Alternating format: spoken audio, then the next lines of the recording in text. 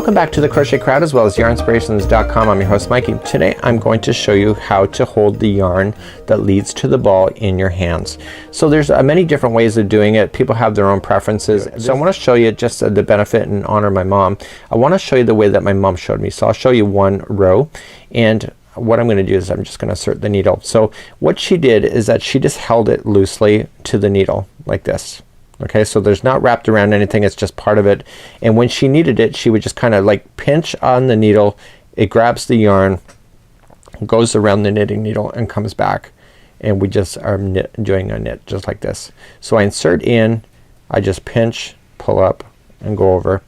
So with myself there's nothing wrong with that, and eventually you find your tension with that and it can get quicker and quicker.